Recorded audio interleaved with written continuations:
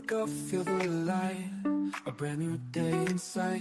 Conversations that uplift, setting your dreams alight. Mindset shifts, empowering quotes, fueling your fire, keeping you afloat.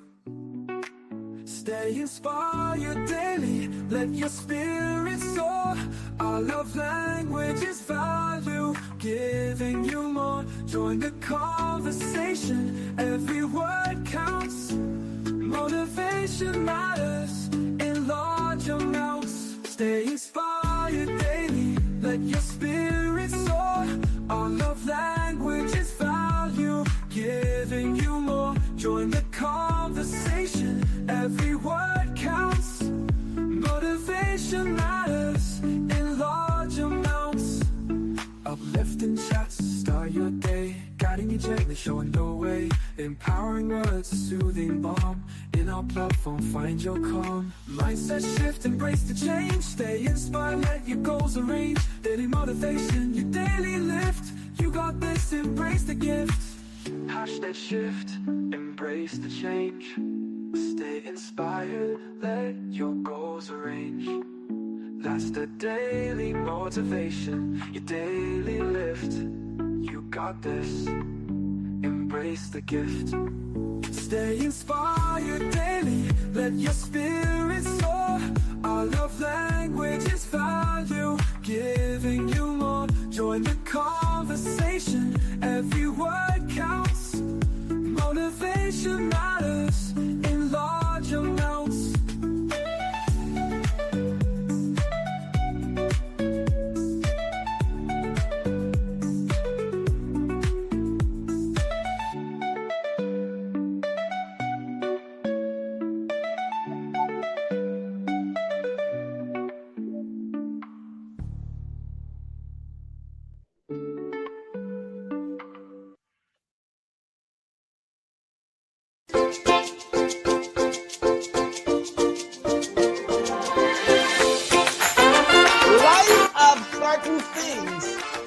That have to bear the condensation that will bring out of you what you need to be because of what comes with it.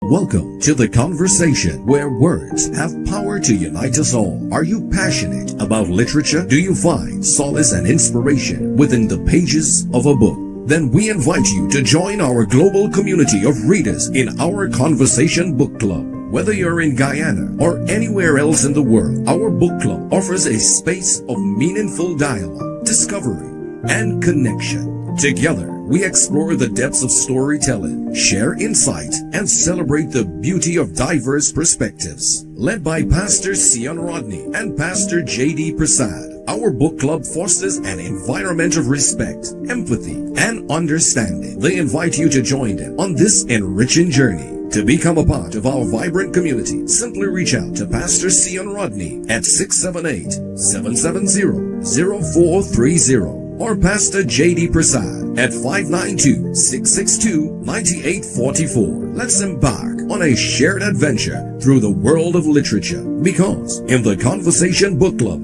every voice matters. From the heart of Georgetown, Guyana, comes a story of unparalleled resilience and determination. Carlotta Cora and Eversley Gabrielle's journey from a nursing assistant to a dedicated nurse with a master's degree is nothing short of extraordinary.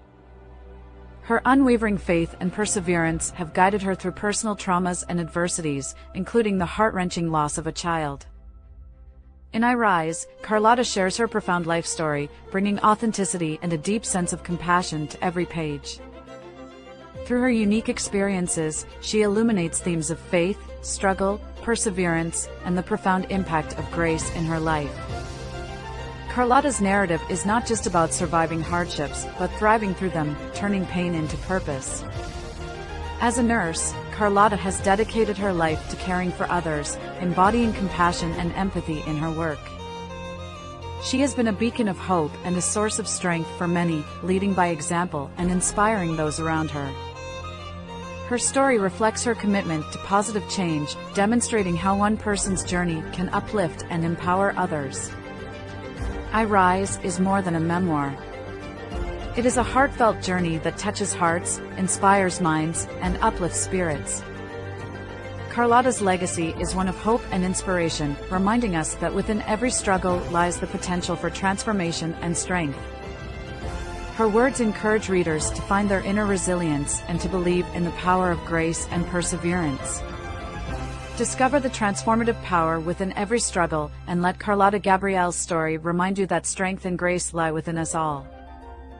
Through her story, Carlotta seeks to motivate, empower, and encourage, proving that no matter the challenges we face, we have the ability to rise above them and create a legacy of hope and inspiration.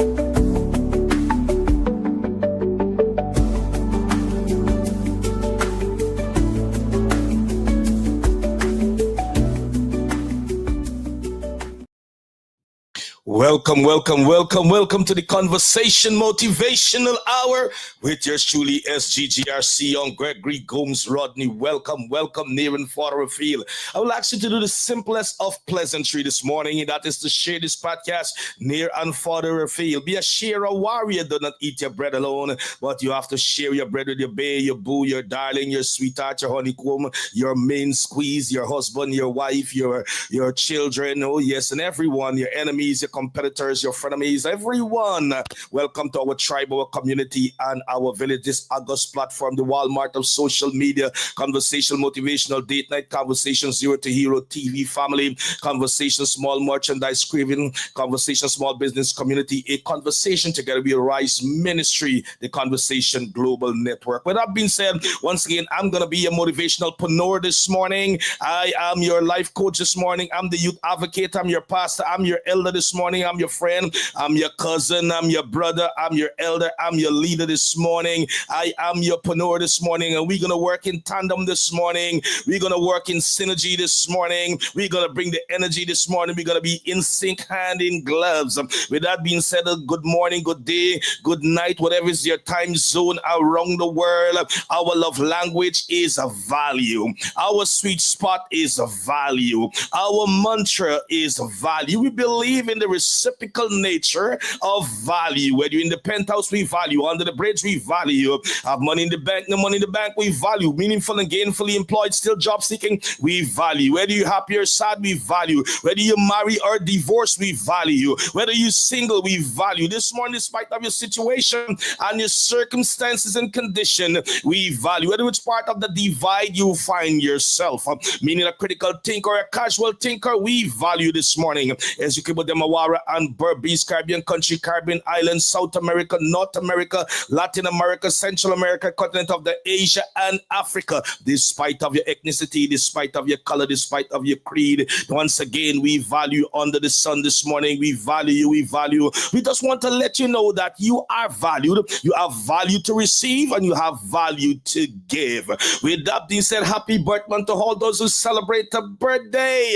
Happy birthday to you. The old month warrant your celebration like no other time that in this time celebrate your birthday. Happy anniversary month to all those who celebrate the anniversary. Congratulations to you in the form of that anniversary. Bring to you celebrated like no other entire month. Word that celebration. Congratulations to those who passed that examination, put good great skin in the game, and now you're celebrating your achievement. There's one thing I learned very early, that burn the midnight oil. Yes, burn the midnight oil, and then for you're gonna gain that reward in terms of passing that examination. Oh yes, the hide that great man meth. The height that great men attain didn't come by sudden flight, but while my companion slept, I kept toiling through the night. So you burned at midnight oil, and therefore now you gain the success. Oh yes, the height of everything come through great work, through great emphasis. Oh yes, putting great skin in the game and celebrating that achievement. With that being said, congratulations to those who have promotion on the job, increase in salary.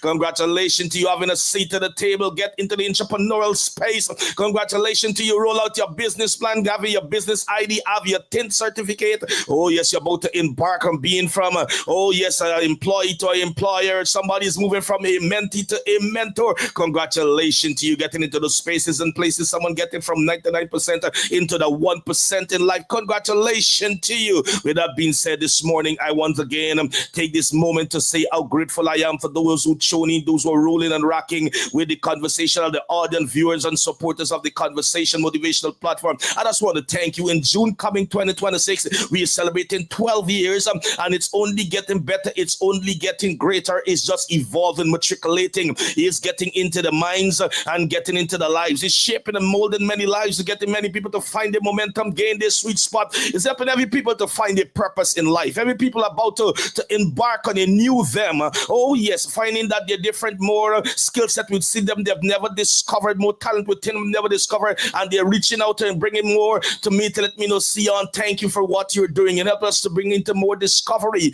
that we have more to give, more to receive, and all is not over. Many Stella has gained back their groove. Some people has reshaped their thinking. Oh yes, the uplift board in the mono safaranda, they have reshaped the concepts. They went through the 4 steps in life with analyze, internalize, verbalize, and they're actualizing different because of the platform. Many people, they recognize how to make use great of the mental real estate, how to be selective, how to staff for their life. Oh yes, because everyone does not reserve the same seat in your life. Oh yes, you have to staff people in your life for your success. You have to place people in your life for therefore that you will have the favorable outcome. And therefore, many people have gained meaningfully from the program. Once again, I want to thank each and everyone over the number of years that held my feet to the fire. Call me, run some game on me. We run some game on each other. We chop it up. We work in tandem. We work in sync. Thanks to those who work in the background, those in the forefront. Thanks to those who donate. Thanks to those who call. Thanks to those who bless the program. To those who pray for the program and help us with content and so forth. I just want to thank each and everyone, great and small way, as you came with them, Warren Barbies, Caribbean country, Caribbean island, North America, South America, Latin America, Asia, and Africa. Despite of ethnicity, color, and creed, everyone put a little skin in the game. And June coming, we are rolling deep and wide into 12 years. I'm not forgetting the last Sunday of the month of November. In the month of November, the last Sunday going to be the Conversational Motivational Date Night Appreciation. And we're asking myself and Apostle J.D. Prasad that you come.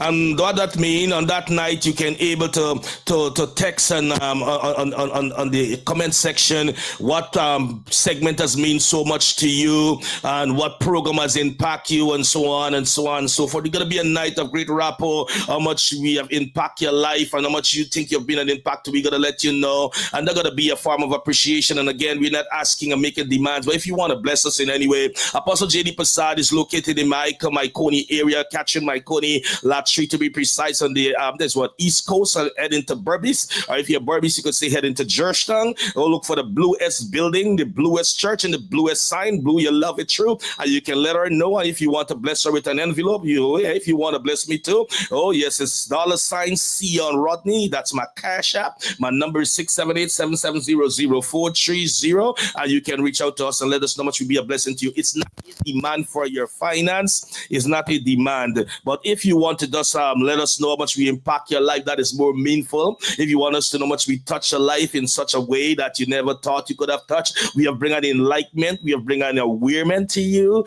We just want to let you know, because you know what, iron sharpen iron, and we just want to make sure that we are impactful and you are making inroads also in our life. Certainly I can let you know how much inroads you've made in my life, the impact you have made in my life, the contribution has been so meaningful that you have done to me, and so much has caused the conversation to standing, 12 years long standing, and it's only getting better. It's getting into places and spaces. It's getting into the seat of the table. And I feel so much grateful when I get into places and being acknowledged, being recognized, not because of what I've done, but because of each and every one of us. And I promise you, every journey that I go upon that one is value, I will take you and embark on that journey. So once again, I want to thank each and every one of you for putting a little skin in the game of the Conversation platform. So once again, I want to thank you. I want to thank you so much.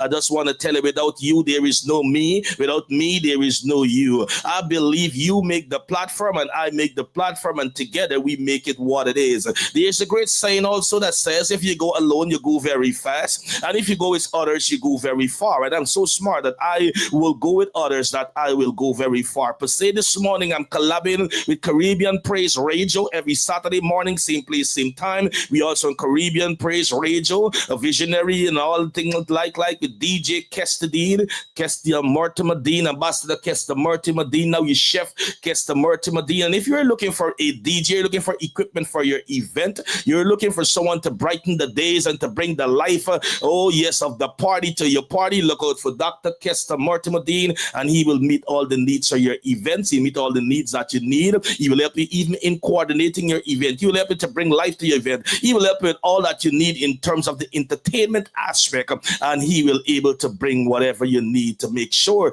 that your event will be on 10. He's located in Brooklyn, New York, Queens, New York, in the tri-state area of New York City. You can reach out to him, a part of the metropolitan area of New York City, on the outer city of New York City, and he will meet all your needs. I'm located in Atlanta, Georgia. Yes, you can reach out to me also. Yes, and if you are in the tri-state area, you are in the metropolitan area, in the Atlanta area, you can also reach out to me, and I can certainly try the best and the capabilities within me to bring what you need, that you will certainly will have a moment of enjoyable to meet the needs of all that will be in the room and in the spaces and in the places. With that being said, this morning, it was a little challenge to get on. Everything wasn't working on 10. Everything wasn't firing on all cylinders. And I recognize the mic now is a little shorting, but we're going to get through it this morning because I am here for you. You are here for me. And we're going to go together.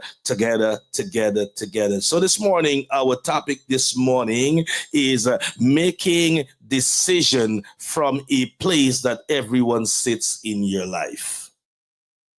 Everyone has a weight. Everyone's words have a weight in every one of our lives. Every one of us, our words have weight in every one of us life.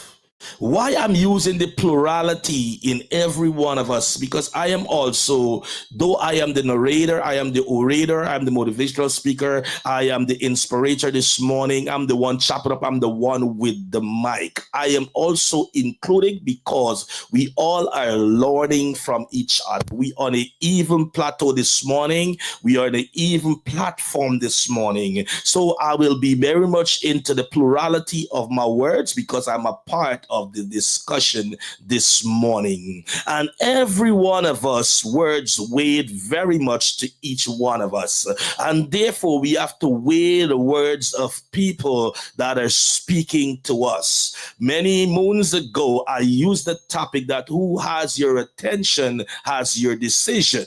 Those who can remember that podcast, who could remember how we chop it up, how we dissected, went into the minutiae of life, the crevices of pain, the crevices of setbacks in the various aspect that who has your ears has your decision. Who have your attention has your decision. This morning, we're going to deal with the weighing of the words. I grew up in Guyana, which I was born in the greatest city of the country of Guyana, which is now Discovery of Oil. I born in Georgetown Hospital. Georgetown is the capital of Guyana. My family, my biological family of inheritance, and the family that I am a part of, not my family, the family that I'm a part of, is from Lot 21 Winkle Road, New Amsterdam. And then I spent my life in a beautiful village by the name of Liverpool.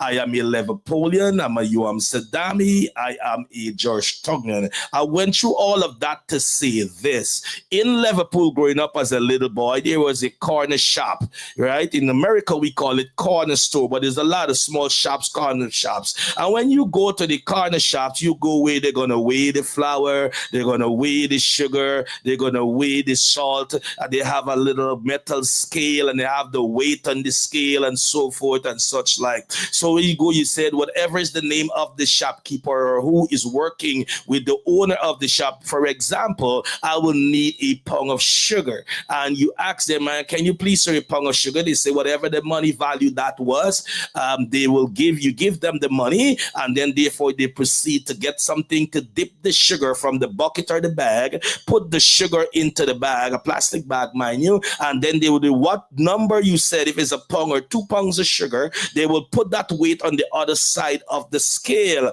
and according to how the scale balance, that tells you the amount of sugar that what you ask or you will have. So if you want a 5 pound sugar, they're going to put a 5 pound weight and keep adding sugar to the bag that it will balance. So now you have 5 pounds of sugar. If you want 10 pounds of sugar, then they make sure that you will have 10 pounds of sugar because there's a 10 pound weight. The scale, where is one the sugar and the other is the weight to balance. It have to strike what we call it. With that equilibrium,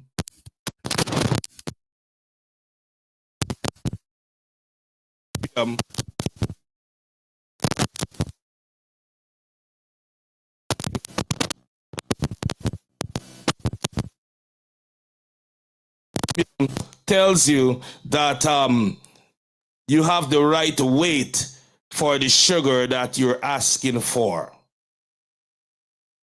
And therefore you proceed to pay and the transaction is completed. So you get your 5 pound sugar. The shopkeeper is happy because he have his money. You are happy because it was weighed in front of you. So what are we saying in weighing? Oh yes, the words of everyone that is speaking to us. Oh yes, and everyone that is speaking to you, everyone that is speaking to me. Oh, glory to God. Everyone does not have should not have the same weight in your life because you have to weigh them. That's what I use that analogy because we have to weigh people's words before we make decision. We have to weigh the words and the content and to weigh the persons in terms of the seating capacity in our life. We have to weigh what they're saying to us so we can able to make decision. So tonight, this morning, I want to make sure that just like when I grew up as a child and I went to the shop and I said, Mr. Swears, I would like to have a pound of sugar. He would take out the pound of weight and he weighed the pound of sugar and I leave it my pound of sugar because I saw it on the scale and he said $10. I give him the $10 and we all are happy. But what happened is sometimes we do not weigh the people that speaking into our life, their words. We do not look at where we see them in our life. You know, like last night I was looking to a movie and the person orchestrated for their best friend son to be killed and her brother to be killed because she have a form of jealousy because her friend own the big home, own wealth and so on, and she think that what the friend has she should have. To bring the friend down, she start off first with the child and then with the brother, and she could not point to anybody more than this person who claimed to be her best friend. That is somebody that is seated wrong in her life. Oh yes, someone that is seated wrong in her life, and she didn't weigh the words of the friend. But it happened to be that one night she wasn't sleeping, and the person who the friend has hired to be the hitman is her husband, and therefore the husband and the best of friend was whooping now what is the next move right next to her, but they thought she was sleeping. Every shot is not sleeping. But therefore then she cannot catch herself that really her best friend and her husband is colluding to get her wealth, her asset, and everything that she worked so hard, put all the skin in the game. Oh yes, solopreneur. And therefore I want you to understand you have to be very much careful sometimes of weighing people's words and knowing the seating arrangement of people in your life. It's a very important that you staff your life for success. Oh yes, because sometimes people can be good for the moment and later they renege on you. Oh yes, not everyone starts with you will finish with you. Not everyone that clap you on meant for for the duration that they will continue clapping. Not everyone start off, dancing for you, will end dancing with you. And this morning we have to bring awareness in weighing people's words, weighing what people are saying, and therefore we have to understand where is the seating capacity that we are placing them in our life. How are we staffing them for the success of our life? We said it many moons ago also in a previous podcast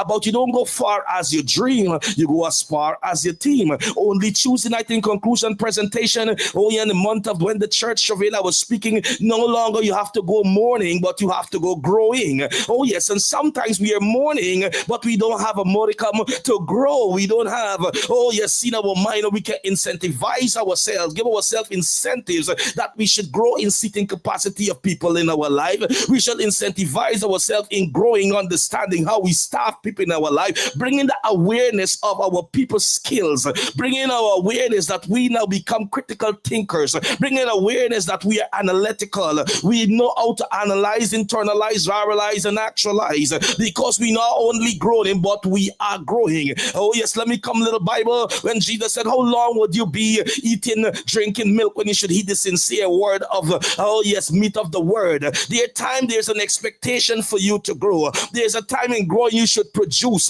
There's a time in growing you should produce. And that's why Jesus even cursed the fig tree. He's just existing, but he's not producing. He's not being productive. How long you going to hold on to your one talent and murmuring and complaining? Are you not going to reproduce to bring more out of that one talent? How long you just mourning and pivoted on that place wherever you are, and you just mourning and complaining? No modicum of incentivizing yourself. Give yourself some incentive for growing. Give yourself an incentive for growing, that you're pivoting at a new place, at a new juncture in your life. You're pivoting as a critical thinker. You're pivoting of understanding you know your role in life. You're acting your position in life well. And and you're bringing dividend to the position that you're acting. Oh yes, you start off as a quarterback, but now you're quarterback and a pitcher. Oh, glory to God. You start off as a number at the last batsman, but now you're the opening batsman. You start off as the water boy, but now you're part of the team. Give yourself an incentive. Incentivize yourself that I study my craft, I love my craft, I work on my craft, and because I know my craft, I am getting better. You see, churches allow us sometimes to have a mindset, without understanding that the mindset also need up the ante, not only of that mindset, encapsulate work with that mindset. Humanity over spirituality, that is the matter of our Conversation Motivational Date Night. But sometimes we stick at the spirituality and we miss the humanity. So many times many Christians are bitter. Many Christians are circling the wagon. They're getting old and gray, they're getting feeble and not meeting to the goal that they should be set for themselves on the bar. They just seen it but not getting it. Like the children of Israel, they saw the promised land but never, they struggle to enter into the promised land because of a mindset. They are just groaning but not growing. And God's responsibility for us to grow, and not only to grow, and not only to understand growth process, or having that growth spur requires work. And it started from your modus operandi, it started from your whim, it started from your mindset, then it goes to your thought processes, then it goes to how you internalize, how you actualize, how you verbalize. And I want you to understand, in the life which we live today, we have to make sure that even the challenges are greater, even though the influences are greater, we have to pivot in a place that we don't have to grow, but we have to grow. I don't want to be a Christian chasing devils and demons all my life. I don't want to be a Christian under that same thought. I don't want to be a person chasing demons all my life. I don't want to be a Christian. I don't want to be a Christian crying all the time. Oh yes, I don't want to be a Christian. I don't want to be a Christian, loveless all of my life. Crying all my life, sad all my life. That is not the Jesus I read about, but it encapsulates work. I have to put skin into the game to have that paradigm shift in my life, to have the shift, so I can pivot at a different place. I want you to understand it starts with my mindset, and my mindset tells me where God has given me the power to get wealth. I don't only want to stay at $1 in my life. I want to know you give me the power to get wealth. A time has come as me, the first millionaire, the first million in my life, the first 1,000 in my life. Oh, glory to God. I don't want to be the time I always be, at people demands. I want to be a time that people must be at my demands too. Oh, yes. I don't always want to be Somebody's employee. I want to be an employer. I don't always want to have sleepless night. I want to have some sleep. I don't always have to be, running behind, but sometimes people got to come behind. Yeah, because I want the posture to change, because this is what God told me, that at time the position is going to change, because I got to make sure that I only have a mindset. What happened in the church sometimes, we raise up in the Christian culture a heavenly minded but earthly good. So we have a culture, we are waiting for God to do everything while we don't want to do anything. But God said, you come first. My preambles that I have set before, and therefore I come to enforce even the preambles come into effect, that I am waiting now on you. You see, God don't have to go to manufacture your miracle. God don't have to go to manufacture your blessing. It's already laid there for you. But you have to meet the condition, keeping the principles, and meeting those conditions and keeping those principles. Therefore, there you have a miracle. But therefore, sometimes we were taught that God does everything 100% and you have to do nothing. So we are praying and we are waiting. We are praying and we are agreeing. We are praying and we are feebling. And therefore, the question has come, why the people who are God's creation are enjoying more than sons and daughters? Because they are putting more skin in the game, quote and unquote, because they understand that it requires them to have a different perspective. And the perspective, sometimes the creation of God in the image and likeness of God, they understand the importance of staffing for success. They understand the weighing of people and placing of people in their lives. So therefore, I want you to understand, sometimes we have missed, the bus. We have missed the train. We have get our eyes off the prize because we are struggling with culture way. We are struggling with churches way and missing God's way. So everyone sometimes does not weigh the words of people in our lives. So let you understand, when the enemy came to Jesus and he said, man, if you're the Son of God, turn these stones into bread. What happened? Jesus weighed the words of the enemy. He weighed the word of Satan. If you're the Son of God, show yourself down. Angel is going to catch you. You see, sometimes you have to weigh the words of people in your life. Everyone's words does not have the same impact. And Jesus understand, I'm the one that gives you the title. What title, someone may ask, that Jesus gave to God? He gave Jesus the title that he gave, that they gave to him, because Jesus is God. Oh yes, he is the Son of God at that time, because he became the Son of God when he had the confrontation after fasted 40 days in the wilderness. So Jesus is the one who ordained the devil, to be God. He says, you are the God of this world. So he gave him an ordination on the spot. He gave him a title. He gave him a mantle. He gave him an office. He gave him a recognition, and he gave him powers. So he said, you are a God of this world. Satan did not give that name to himself. I want to make that lucidly clear without fear of successful contradiction, because I know this is a worldwide. We're going to be in the cloud, and it can be challenged by the geek and the muggles out there in the Bible who went to seminary and all those kind of things, study conquest and division and all those fancy things and so on. They may want to challenge, but without successful contradiction, the devil did not endow himself with that title, the God of this world. God is Jesus, the Son of God, Jesus who is God, the part of the trichotomos, the part of the triune. He said, you are the God of this world, meaning to say, now he has garnered power because he's used the deceptiveness, and therefore you cannot be a king or a god, a leader without subjects. So Satan started out with two subjects, and the two subjects he started with that make he get the power is the subject of Adam and Eve. So that was the first congregants of Satan's congregation, and his congregation started out with Adam and Eve. So God gave him a title. God gave him an office. God gave him powers. Now you are the God of this world, but I am the Almighty God. I'm unlimited. Oh yes, I'm the supreme, but you are the God of this world. That's why God, even though he gives Satan the authority to be God and keeping in principle, God have to come through legal way, because enter into the earth, it can be illegal. So therefore now there's a difference with the creation and the sons and daughters of God. So when you accept Jesus Christ, now you are giving the legal authority to God to come to you to operate in the earth realm. He cannot come and force himself through you to operate in the earth realm, because there is a controller in the earth realm, which is Lucifer, which is the God of this world, the barbarical demon Satan. Oh yes, and therefore God has to come through now for moving from creation to sons and daughters. Oh, glory to God, because the rebirth word came at the cross. But before that, in the 400 years, we spoke about the silence between Malachi and Matthew, where God cannot stand the sin of man. Because what happened? What happened? The God of this world were winning by his influence, and no one was weighing anyone's words. So therefore, what am I saying is that now God come into the world legally, sending a legal son, which is the word through the legal process. You see, Jesus just didn't drop and went to the cross. He went through the metamorphosis of life. He went as 100% man, yet while he was God. We call that the immaculate conception. What does that mean? Conception are taking place every second. Right now, somebody just, about to get into, conception, taking place even right as we speak. But immaculate means there will be no other that will ever be like the nature of Jesus. What happened is the word take the place of the sperm.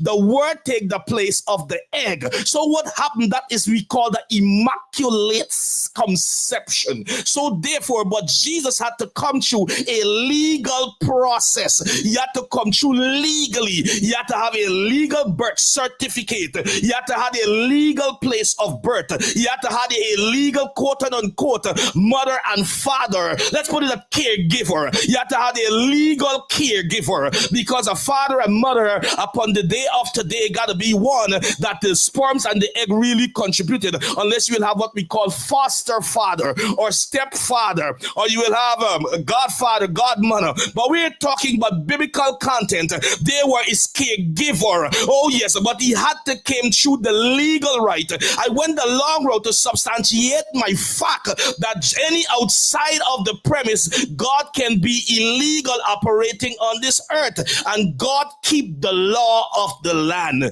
He keep the law of the land. And in keeping the law of the land, he keep every legal course that comes with what the laws require. So therefore, he came legally. He had a caregiver. He had a birth certificate. He grew up like everyone else. He defecated, he ate, he cried, he smelled, and went to school. Everything in the legal leading up to only 3 years he had needed for. How do we know that? When they recognize the allegiance in terms of resemblance, like when I said, I'm from New Amsterdam. When I go certain places, they look at me and say, man, you are Irish Liverpool grandson. You are Orman Rodney grandson. And because of that, I guess because Irish Rodney and Irish Liverpool and Orman Rodney, they're popular. They did great things to people. Orman was in charge of transport and harbor. Irish Rodney was in charge one time of all the nursing in Guyana. Then she was in charge of all the teachers in Guyana. So what happened? They draw the resemblance. And what happened? How we understand that? They look at Jesus and they say, you are the carpenter's son.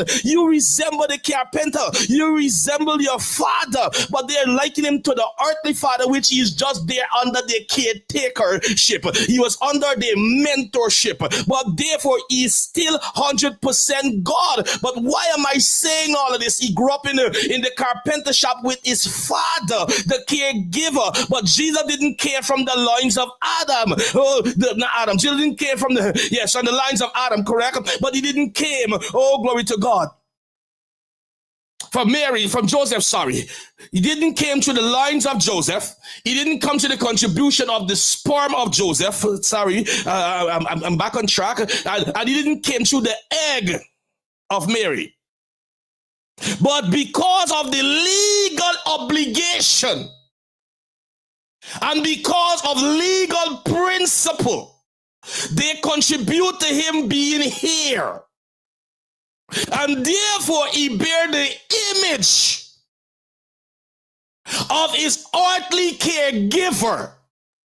And we know those surrogate mothers and all those things. I'm not getting into all those shades today. We're going to deal with surrogate mothers and all, and keeping of Jesus and all that in a different podcast. But he legally went through all that the law requires. Then he had to have a place of birth. And he was born in a stable. On his birth certificate, he was born in a stable. Where is from? Jesus of Nazareth, born in Bethlehem. So he had a place. He had where his parents grew up for, because because there were no inn anywhere, and they journeyed to Bethlehem. Oh yes, because there were no inn, there were no holiday inn, there were no Ramada, there were no princes, there were no sleeping, there were none of that. Oh yes, but he went into a stable. That's why they say Jesus of Bethlehem, of Nazareth, but he was born in Bethlehem. So Jesus had a birth certificate, it had a birthplace, he had to Mary and Joseph.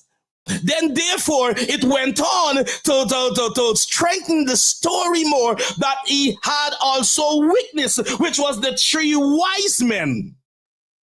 So the three wise men attest to the fact that they even saw Jesus at his birthplace.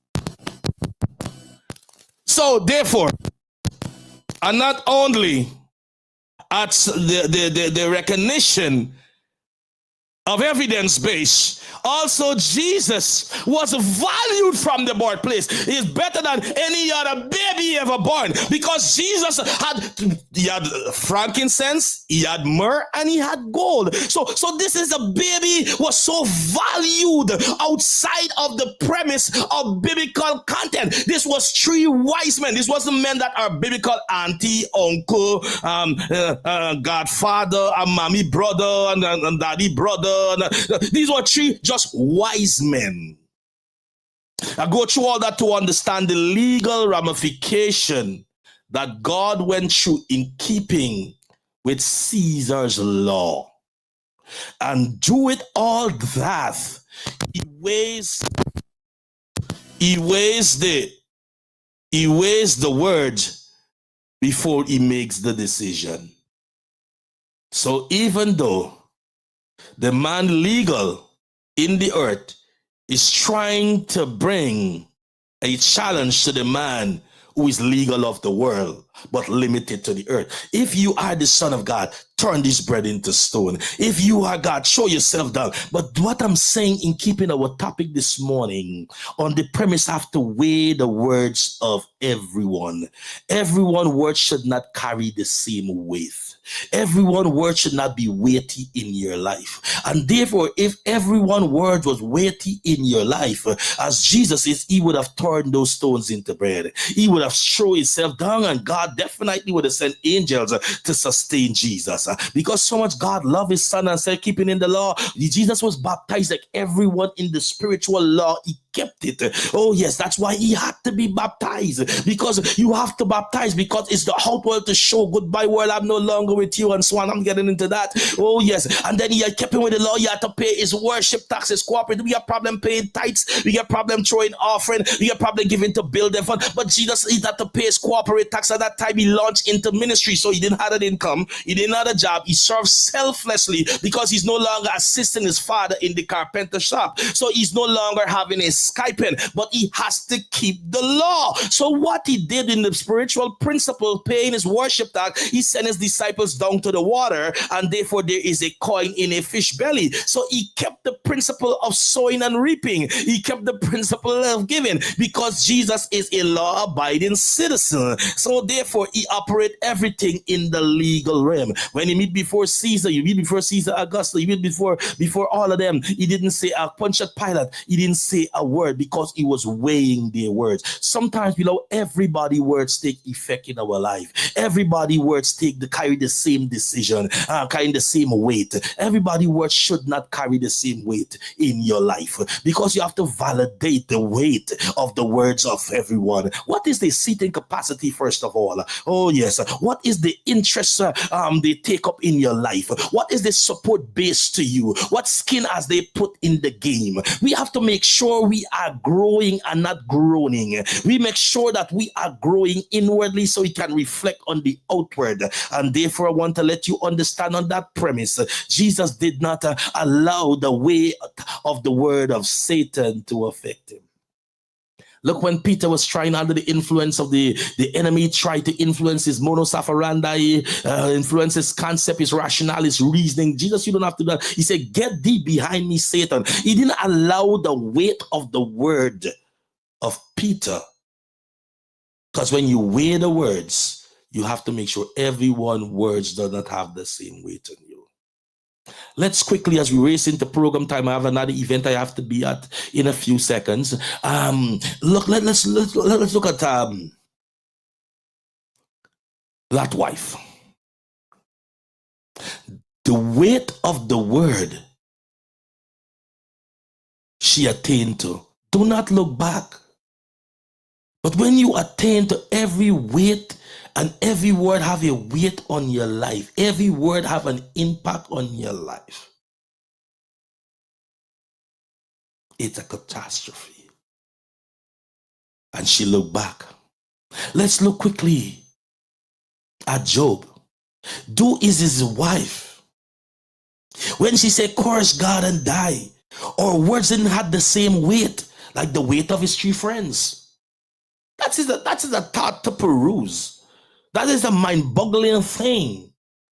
How does his friend words weigh more upon him than his wife's words? It's something to bother. It's something to interrogate. That helped me to understand that this weighing of his wife did just occur, excuse me, sorry, did not just occur on this one account. But based on previous accounts and on that premise, he really had to weigh her words. How did I understand that? Develop a short, quick thesis to support my argument. When Job's three friends came, when his wife told him to curse God and death, she wasn't visited.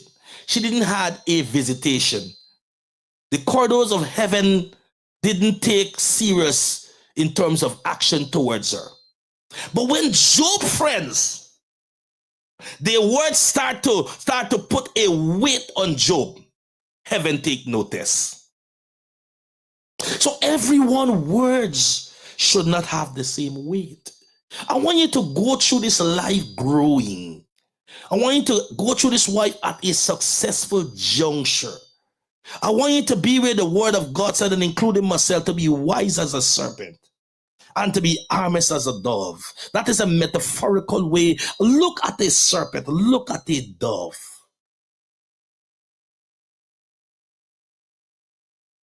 Be quick to hear and slow to speak. So you can able to weigh and make sure that everyone does not have a 10-pound weight on your life and your decision, governing your action.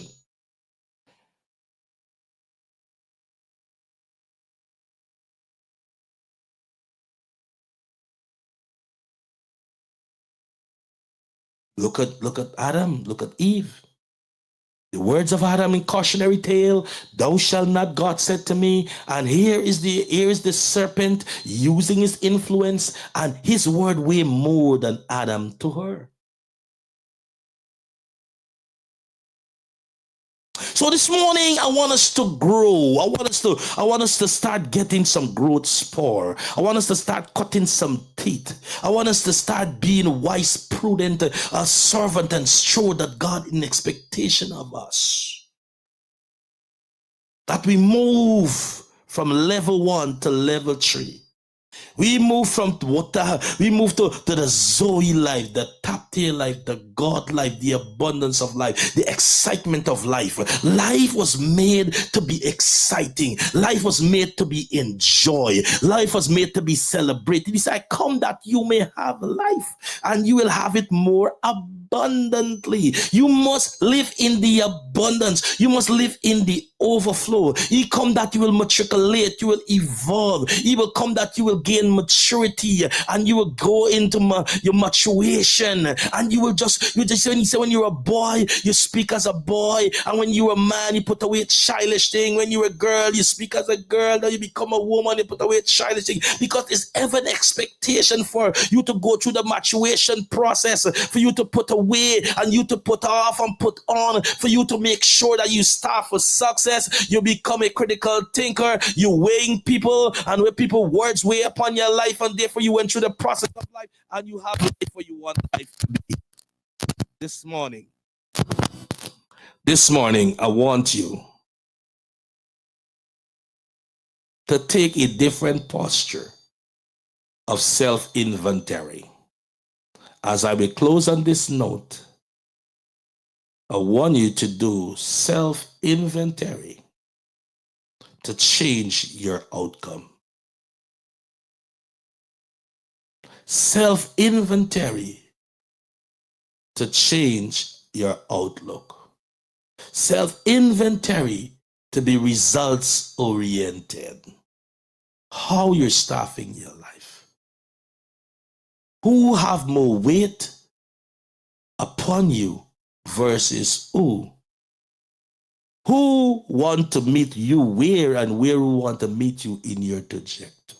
What is your future look like while you're still in the present? We were taught that your future is a distant part. Your future is the now. What you take care of the now tells of your future. Your future is not a mystery. Your future is a reality. When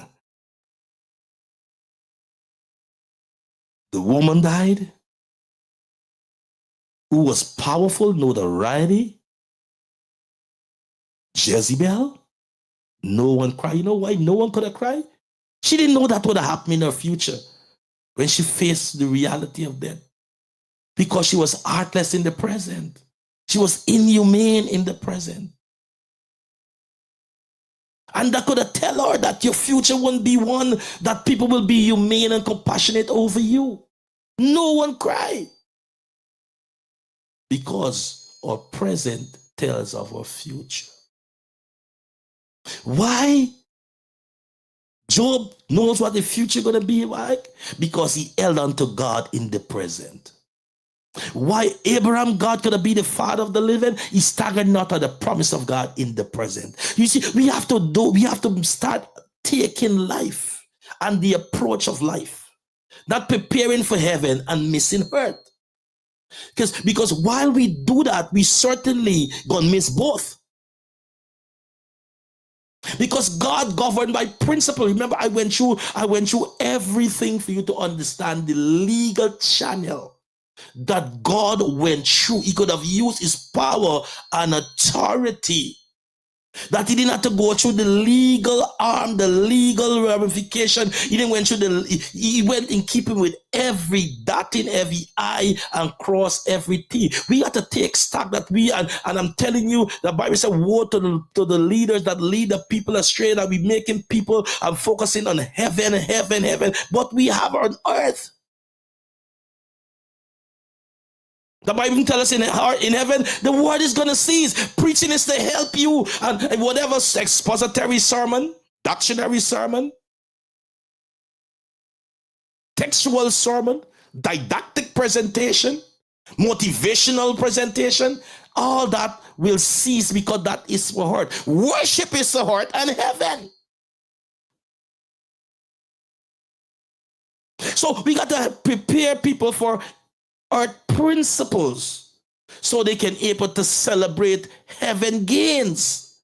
But if you have your mind on heaven and missing earth, you cannot gain heaven, because here is what you practice. Because the word is no effect in heaven anymore, because it's a place of continuous worship. But when I go to heaven, I'm gonna love Sister X and Y. When I go to heaven, I'm gonna be the best this and best that. There's no desire. Number one, there will be no desire in heaven. There'll be no desire for food. Chow mein, cook up rice, fry rice. There'll be no desire for sex.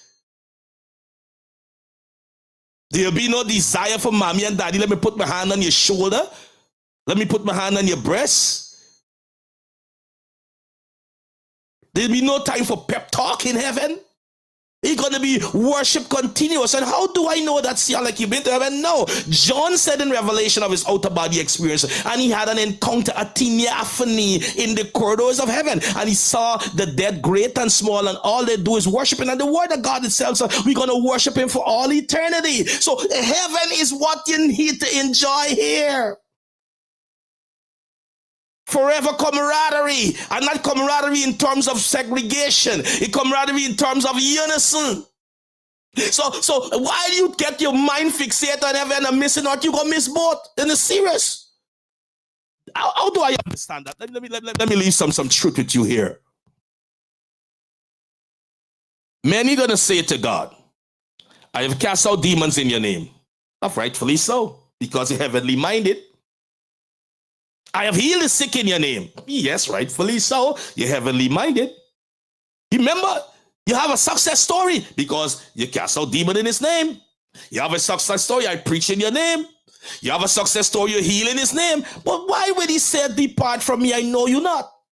Is God unfair? God cannot be unfair when he went through all that legal channel, all that legal ramification. You imagine, look around the world, people who have powers. They don't go through the legal things sometimes. For many things, they just use their power. Bypass all the people, bypass all the papers, bypass all the standards. But God didn't do that. So you're saying that God is unfair? But because in keeping with his word and his name that had the power to heal the sick, his name had the power to get demons running out of a body that want God to be legal in their life, he will honor that premise. But when you miss the RT principle, I don't know, you depart from me. So we have to reshape and remodel and repackage if we so desire to go to heaven. With that being said, I am your motivational preneur this morning, Seon Rodney, and happy to be with you on this great Saturday morning. Thank you for tuning in to the Conversation Motivational Hour.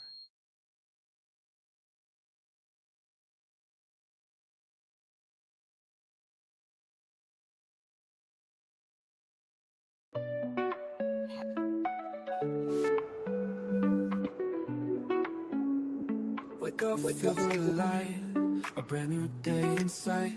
Conversations that uplift, setting your dreams alight. Mindset shifts, empowering quotes, fueling your fire, keeping you afloat. Stay inspired daily, let your spirit soar.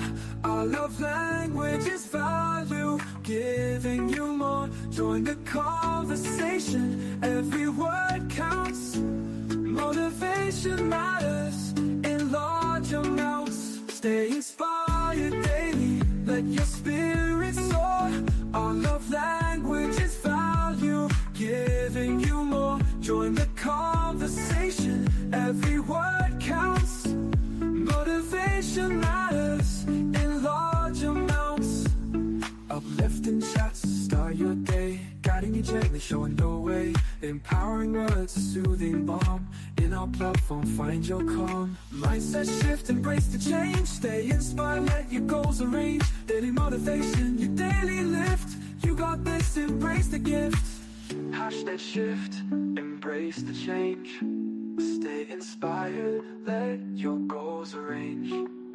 That's the daily motivation, your daily lift. You got this, embrace the gift. Stay inspired daily, let your spirit soar. Our love language is value, giving you more. Join the conversation, every word counts. Motivation matters